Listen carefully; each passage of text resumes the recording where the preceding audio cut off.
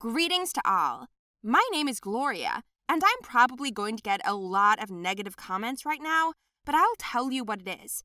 Just listen to the rest of it, because I'm telling you this story for a reason. It is important for me to hear your opinion and understand whether I did everything right. Please do not forget to like the video and subscribe to this channel. In general, I am a billionaire. Yes, my parents are very rich people. We had a luxurious house, a lot of cars, expensive clothes, our own servants, and I even had my own driver. When I was born, we already had money. My parents are both from not poor families, and when they got married, the wealth only increased. No wonder they say that money sticks to money. Just so you understand, my father had 14 cars, and my mother had 15, almost each to match the color of her most chic outfit and mood. We often used to go on vacation abroad, not denying ourselves anything. We had our own yacht, and Dad was about to buy an entire island so we could go there on vacation when we had free time. My mother never cooked. She did not like this business at all, but in principle, this was not necessary because we had several cooks. Since I was a child, I've only eaten good food made from expensive dishes. But when you grow up with money, that doesn't seem so important anymore. Whenever I drove through the streets and saw kids queuing for burgers, I thought they were beggars. I couldn't understand how they could even eat fake food. It was all worth it, of course. Cheap. Well, for me at least. In general, so we lived. And as they say, all good things come to an end. My father burned out in a moment. It was just awful. We were impoverished overnight. My mother was heartbroken because we had no idea how to continue living. The only thing we have left is half. Yes, maybe it's not so little, but not much. We took away a whole half. No, it wasn't the police. It was serious people who took their own. That's what they said. We had to sell a lot, give up entertainment, and the purchase of the island was out of the question. It was a difficult time, and we tried to save on everything. My mother said that I should now go to a simple school among ordinary children and not tell anyone that we are rich. It was a real challenge for me. I disgustedly opened the door. I went into the corridor and saw the chaos, where middle and low-class children ran around, where children drink one drink for two, eat one popcorn, and in general, how did they learn in such conditions? In class, I couldn't make friends with anyone. I wanted to howl and run back to my closed school, where they ate with knives and forks, where there are guards, and where my driver took me. And now what? I was supposed to take the bus, eat school food, and drink plain water, not imported from Italy? I didn't talk to my classmates just because I was disgusted. I didn't want them to touch me. I didn't eat lunch at school, preferring to be hungry. Every day I cried at home and asked to be brought back. But my parents kept saying that we couldn't go back because now my father is trying to get the money back and we need to save. One day, when I was sitting alone at lunch, my classmate sat down with me. Her name was Matilda. She offered me sandwiches and I turned my head away in disgust, although I was terribly hungry. To be honest, it looked delicious, but my pride wouldn't let me. Matilda took half of it and pushed the other half toward me. I asked her why she was so kind to me, to which she replied, "Why not?" Her answer surprised me. How can you treat someone well just like that? At my old school, we paid each other if we wanted to ask for a favor. I picked up her sandwich, took a bite, and realized it was the most delicious thing I'd ever eaten. She poured me a glass of juice, and it was just homemade orange juice. "Is that your mother cooking?" I asked, and Matilda replied, "Of course." I was surprised. Is it really possible to cook such delicious food at home? From that moment on, Matilda became my first friend for nothing. Every day she shared lunch with me. Sometimes we walked around the city and she showed me simple, free things that you can get a lot of pleasure from. For example, a walk in the fresh air, a lunch that her mother cooked for us. Matilda taught me to ride a bike. I tried a burger for the first time and washed it down with a Coke. My new friend showed me a different life, and it didn't turn out to be a bad one. When it was her birthday, I pulled out my savings and went to her house. Everyone gave her gifts, and I brought her money. There was about $1,000. And you know what? She refused to take it. I was very surprised, but she said that she knew about my family, financial difficulties, and that we are billionaires. You need more money now. I invited you just like that, she said. I came home and asked my mother, are there people who do things not for money? But my mother shook her head. She said that this does not happen. Everything in this world is based on money. I thought about it again, and then I texted Matilda that she was my best friend, and she texted me back. I was pleased to be friends with this girl, and I wanted to introduce her to my old rich friends. They were having a party, and I took her with me. As soon as we got there, she was ridiculed. Didn't we tell you that you can't take homeless people with you? The girl said sarcastically. I looked at Matilda in fright. She was upset, and I was so ashamed in front of her. Already with different eyes, I looked at my old company, where the girls laughed a lot, drank expensive drinks, and all the talk was only about money, shopping, and everything. Apparently, your new school for beggars didn't do you any good, they said. Not everything in the world is based on money, I said, taking Matilda's hand and leading her away. I took her to the park, bought us burgers, and asked for forgiveness. Matilda wiped away her tears and said that I had changed a lot and that she was happy and proud of me. That made me smile. I suddenly realized that money can't buy true friendship. A year later, Dad's business improved and we were rich again, even more than we were before. My father's first suggestion was to transfer me back to my old school, and I refused. I didn't want to learn anymore and be surrounded by people who didn't have real values. When I explained my choice to my father, he said that he respected my choice and did not dare to interfere with it. My mom didn't like the idea, but my dad talked her into letting me decide for myself. So I stayed in my poor school, where I even began to dress more simply. By the way, I even had my own group of friends, and my friendship with Matilda only grew stronger. I realized that among the poor people, there are sincere and kind people who are ready to love people just for who they are. Am I right? Hi, my name is Phil, and I am a millionaire at 18 years old. You will be surprised and think that the money was probably earned not by me, but by my rich parents. But this is not true.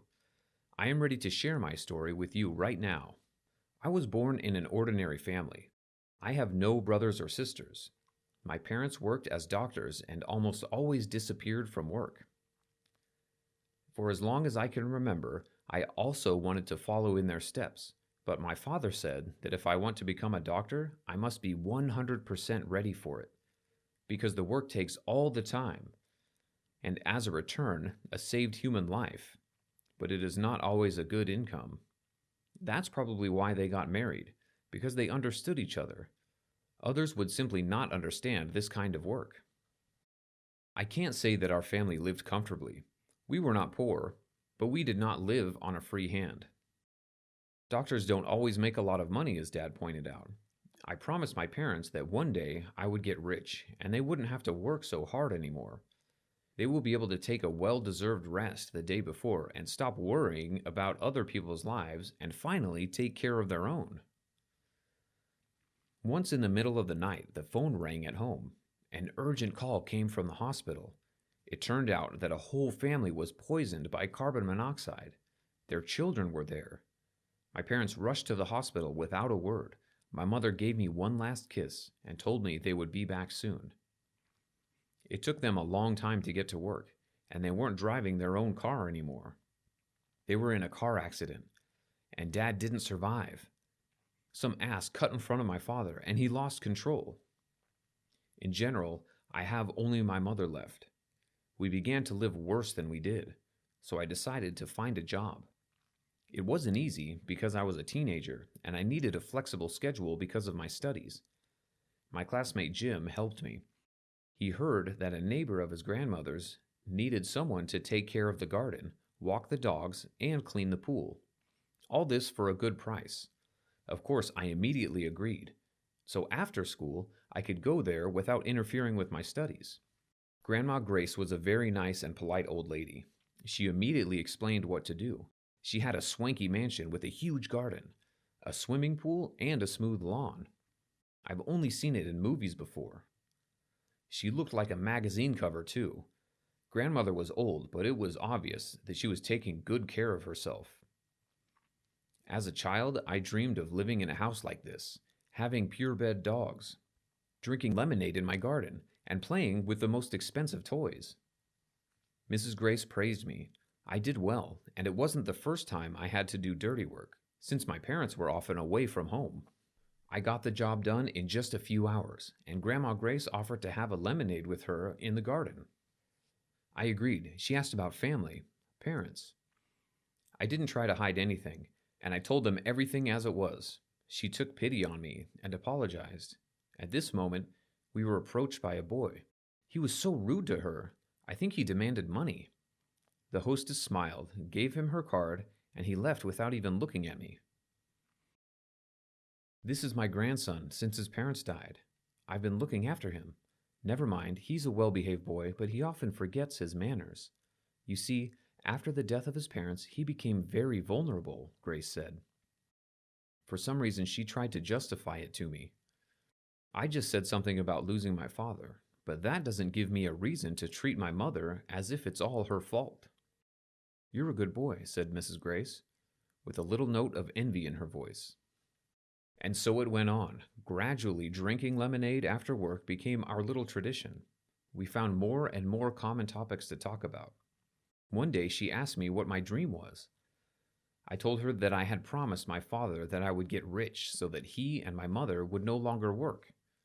Mrs. Grace smiled. Over time, we were able to communicate with her grandson Peter. It turns out that we have a lot in common. He's not a bad guy, just a little withdrawn after the incident with his parents. I understood him very well. Then we became friends. Mrs. Grace noticed this, but asked no questions. I liked that she could respect other people's boundaries. A couple of months later, I had a birthday, and my mother insisted that we celebrate it at home, promised to cook some goodies, and skip the late shift at work. I invited Peter and his grandmother and introduced them to my mother. The evening was quite nice and interesting. We laughed and joked a lot. I haven't seen my mom this happy in a long time. Grandma praised me all through dinner and made my mother blush. At the end of the evening, Mrs. Grace took out an envelope and said that it was a gift from her and Peter, and asked us to open it after they left. That's nice of you, my mother said. We said a warm goodbye, and my mother wrapped them up with her own made apple pie, and they went home. So we went back to the living room, and I opened the envelope, and a letter fell out. I have lived for many years, but only at the end of my life I realized that a person remains a person from their own choice, and not from circumstances. You and Peter have similar tragedies, which I bitterly regret. These terrible situations with the death of loved ones did not break your upbringing and attitude to others. Your mother is lucky to have such a son. This gift to you from me so that you finally fulfilled your dream, got rich, and your mother went on a well-deserved vacation, the letter said. The envelope itself contained a check for $1 million. For another 5 minutes there was a silence in our room. Then my mother fainted. I sat and stared at the receipt, my eyes bulging with surprise, my palms sweating, my cheeks flushed with hot breath. $1 million? $1 million?